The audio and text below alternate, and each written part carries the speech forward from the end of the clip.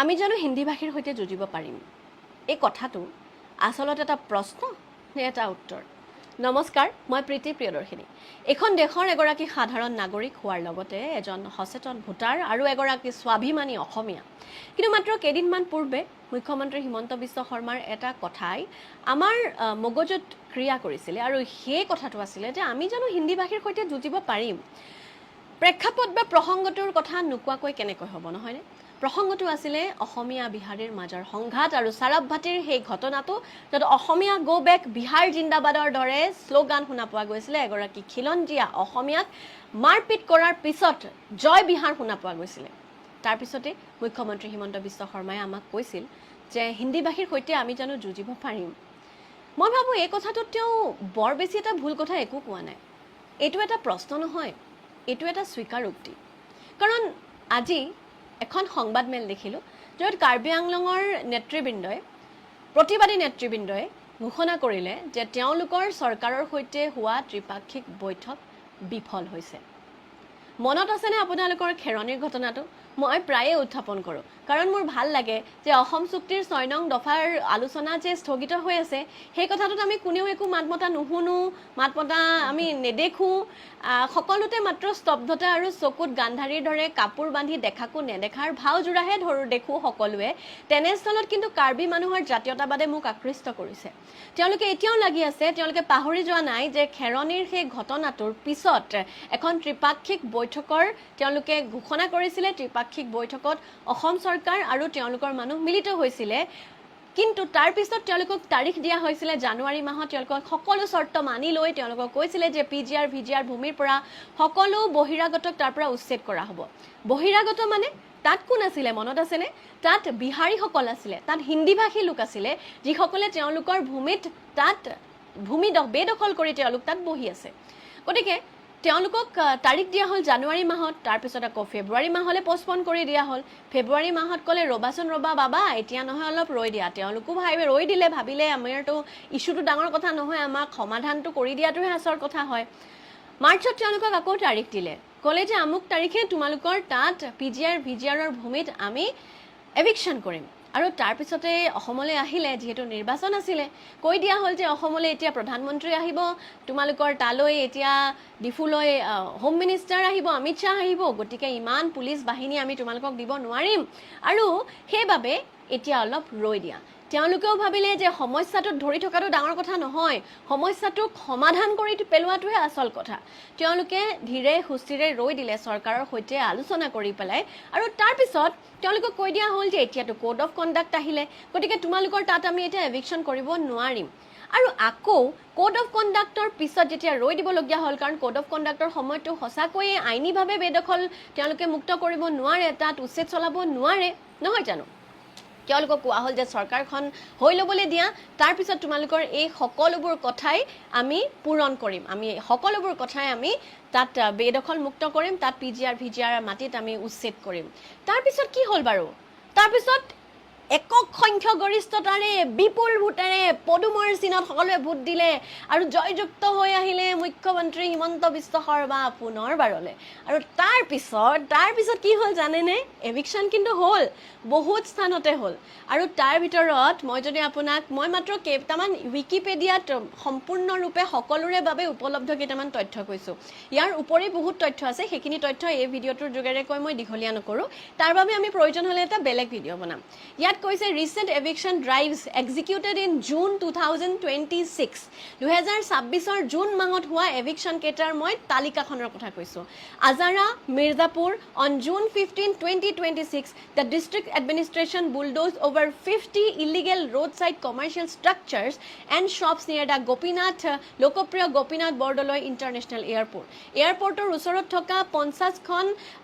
Illegal roadside commercial structure দোকান তেওঁলোকে তাত ভাঙিলে বেদখল মুক্ত কৰিলে বঢ়িয়া খুব ভাল পালোঁ তাৰপিছত জুন 17ত Guwahati municipal cleanups Zoo Road RG Baruah Road the Guwahati municipal corporation forcefully remove the illegal roadside vendors roadside পথৰ কাষত পথৰ দাঁতিত যিসকলে দোকান দিয়ে তেওঁলোকক উঠাই দিলে তাৰ পৰা আৰু তেওঁলোকৰ মাজতো বহুত খিলঞ্জীয়া মানুহো থাকে বাৰু তাৰ সাৰ্ভে হ'ব সেই কথা আমি এতিয়া নাপাতো the operation aim to clear the bottlenecks and pedestrian pathways ahead of the high profile diplomatic delegation visit from Japan আকৌ আহিলে জাপানৰ প্ৰসংগ Jalukbari and Birubari, large-scale residential demolitions occurred in the early June 5th to 9th of 2026, backed by massive, monot rakhibo, bahut sankhyak, deployment of Assam Police and CRPF. Authorities level illegal houses in Jalukbari and the RK Mission Road area in Birubari. Birubari to eviction solwa hol aru tar pora he hokol bohiragato mane ji hokol luke tat usched korisile teolukok tar pora usched kori ulwa hol ji hokole tat bohir তেওঁলোকে illegally তাত তেওঁলোকৰ নিজৰ বাসস্থান সাজিছিলে অকল মাত্ৰ গুৱাহাটীতে নহয় আপোনালোকে নাভাবিব যে ও কেৱল গুৱাহাটীতে কৰিছে বাহিৰতটো কৰা নাই Uriamghat Golaghat district the forest department recently concluded a massive clearance operation across 11,000 bighas of encroached land inside the Rengma reserve forest along the Assam Nagaland border the cleared land is now being prepared for a massive state led tree plantation drive গতিকে তেওঁলোকে উৰিয়াম ঘাটতো উচ্ছেদ কৰিলে কেৱল মাত্ৰ এই যেটো উচ্ছেদ তাৰ তাৰিখ পে তাৰিখ দি থাকুতে শেষত নিৰ্ধাৰণ কৰিলে যে জুনৰ মাত্ৰ দুদিন পূৰ্বে তেওঁলোকক তাৰিখ দিলে আৰু ক'লে যেদিন আমাৰ মাৰ্শাল বৰুৱাই জুবিন গাৰ্গৰ পেইন্টিংখন আকৌ পুনৰবাৰ আঁকিলে সেই দিনাই তাত আকৌ এভিকশন কৰাৰ তাৰিখ দিছিলে কিন্তু নহলে এভিকশন নহলে কোৱা হল যে এতিয়া যেহেতু জাপানৰ প্ৰাইম মিনিষ্টাৰ আহিব গতিকে আমি এতিয়া ইমানখিনি পুলিশ বাহিনী তোমালোকক দি পেলাই তাত এভিকশন কৰাব নোৱাৰো এতিয়া আমি আৰু কিছুদিন ৰব লাগিব আপোনালোকে চিন্তা কৰক ডিসেম্বৰত তিনিজনকৈ লোকে তাত দুজন লোকে প্ৰাণ আহুতি দিবলগীয়া হৈছিল বিভিন্ন বেলেগ স্থানত আৰু তাৰে মাজৰ এজন খিলঞ্জীয়া কাৰ্বি মানুহো আছিল মনত ৰাখিব তাৰ লগতে ইমান গিখৰ ঘৰ জ্বলালে ইমান বেছি ভাইলেন্স হল মাত্ৰ তেওঁলোকক ঠাণ্ডা কৰিবৰ বাবে এখন ত্ৰিপাক্ষিক বৈঠক কৰি পেলাই তেওঁলোকক তাৰিখ দি থাকিলে সেই তাৰিখ গৈয়ে জুন পালেহি কিন্তু তাত উচ্ছেদ কৰিব নোৱাৰিলে কিয় আজি তেওঁলোকে এতিয়া ঘোষণা কৰিলে কাৰ্বি আংলঙৰ নেতৃবৃন্দই যে সেই আলোচনা বিফল হল the talk with the government has failed কিয় আমি যদি তাৰ কাৰণবোৰ চাওঁ ইমানবোৰ স্থানত ইমান বেছি ধুনীয়াকৈ বেদখলমুক্ত কৰিছে ইমানবোৰ বাংলাদেশী নাগৰিকক তেওঁলোকৰ মতে যিসকল বাংলাদেশী নাগৰিক যি ইয়াত বেদখল কৰি আছিল আমাৰ অসমৰ মাটিত যিসকলে ইয়াত মাটিত আসলতে বেআইনীভাৱে আহি তেওঁলোকে ঘৰ সাজিলে তেওঁলোকক ইয়াৰ পৰা উলিয়াই পঠিয়াই তেওঁলোকক বাংলাদেশলৈ নপঠিয়ালে আমি হয়তো নেজানো কিন্তু তথাপিও এই যে ইমানখিনি বেদখলমুক্ত কৰিলে তাৰ বাবেতো বিভিন্নজনে তেওঁলোকক বিভিন্ন ধৰণে বাহবা দিলে আমিও দিলো ময়ো দিলো আপুনিও দিলে নহয় জানো গতিকে সেই মানুহবোৰ ক'ত গ'ল সেই কথাটো উলাই কৰিলেও সেই মানুহবোৰ বেদখল মুক্ত কৰাৰ পিছত সেই মানুহবোৰ কলৈ গ'ল কাৰণ ইমানখিনিটো পুশবেক কৰা নাই সেই তথ্য আমি আজি নাপাতো কিন্তু সেইখিনি যে বেদখল মুক্ত কৰিব পাৰিলে কাৰ্বি আংলঙৰ পিজিআৰৰ ভূমিখিনি কিয় বেদখল মুক্ত কৰিব পৰা নাই কাৰণ তাত হিন্দী ভাষী আছে আৰু মুখ্যমন্ত্ৰী হিমন্ত বিশ্ব শৰ্মাই হয়তো আকৌ কময় স্বীকাৰোক্তি আছিলে য'ত তেওঁ কৈছিলে যে আমি জানো হিন্দী ভাষীৰ সৈতে যুঁজিব পাৰিম হেয়া তেওঁৰ অপকট স্বীকাৰোক্তি আমি হয়তো হিন্দী ভাষীৰ সৈতে যুঁজিব নোৱাৰো বাবে বাৰে কাৰ্বি আংলঙৰ ভিজিআৰৰ ভূমিত বহি থকা সেই সকল হিন্দী ভাষী লোকক তাৰ পৰা উচ্ছেদ কৰিবলৈ চৰকাৰখন কৰবাত বিফল হৈছে আৰু শেষত কাৰ্বি আংলঙৰ মানুহে আকৌ প্ৰতিবাদৰ ৰাস্তাই ল'বলগীয়া হ'ল 5 জুলাইৰ পৰা তেওঁলোকৰ ধাৰাবাহিক প্ৰতিবাদ হ'ব কথাটো প্ৰতিবাদ বিচৰা বা নিবিচৰাক লৈ নহয় কথাটো চৰকাৰে সমাধানটো বিচৰা বা নিবিচৰাক লৈ কৰবাত চৰকাৰ আসলতে নিৰূপায় নেকি বাৰু আমাৰ যিখন বৰ্তমানৰ চৰকাৰ তেওঁলোক নিৰূপায় নে একোজন মন্ত্ৰী বিধায়ক মুখ্যমন্ত্ৰী কোনোবা আন কিবা বাবত থকা CEM chief executive member of Karbi Anglong autonomous council তেওঁলোকৰ কিবা লাভালাভৰ বাবে হয়তো কৰবাত তেওঁলোক দুৰ্বল হৈছে যেতিয়া আমি নিজৰ লাভৰ কথা বেছিকৈ ভাবো আমি দুৰ্বল হৈ পৰো কাৰণ আমি সন্মুখৰ মানুহখিনিৰ কথা ভাবিব নোৱাৰা হৈ পৰো আমি বিচাৰো অতি সোনকালে কাৰ্বি আংলঙৰ সেই উচ্ছেদ হওক আৰু তেওঁলোকে যেহেতু এতিয়া সেই ট্ৰিপাইট্ৰেট টক ফেইল হল বুলি কৈছে বিফল হল বুলি কৈছে যেহেতু তেওঁলোকে এতিয়া আকৌ প্ৰতিবাদত নামিব আমি আশা কৰো সেই প্ৰতিবাদৰ ফল ভাল হওক আৰু সুমতি ঘূৰি আহক অসম চৰকাৰ তথা কাৰ্বি আংলং অট'নমাছ কাউন্সিলৰ চিফ এক্সিকিউটিভ মেম্বাৰ তুলিৰাম ৰংহাঙৰলৈ আৰু তেওঁলোকে অতি সোনকালে তাৰ পৰা যিসকল হিন্দীভাষী লোক আছে তেওঁলোকক তাৰ পৰা খেদাই এই কথা প্ৰমাণ কৰক যে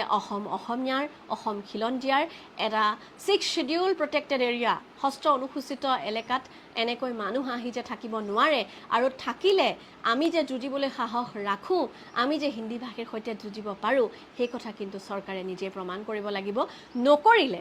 নকৰিলে খিলঞ্জীয়া অসমীয়া মানুহে এতিয়া কঁকালত টঙালি বান্ধিছে বুলি আমি জানিব পাৰিছোঁ আৰু তেওঁলোকৰ সৈতে অসম থাকিব আমি থাকিম সকলো থাকিব যেনেকৈ চৰকাৰৰ সৈতে হাতে হাত ধৰি আমি ভাল কামৰ বাবে আগুৱাই যাওঁ তেনেকৈ যেতিয়া ভাল কামবোৰ স্তব্ধ কৰি থ'ব ক'ৰবাত ভয় খাব তেতিয়া তেওঁলোকক সাহস দিবলৈ এনেকৈ কেতিয়াবা প্ৰতিবাদৰ মাজেৰেও অসমীয়া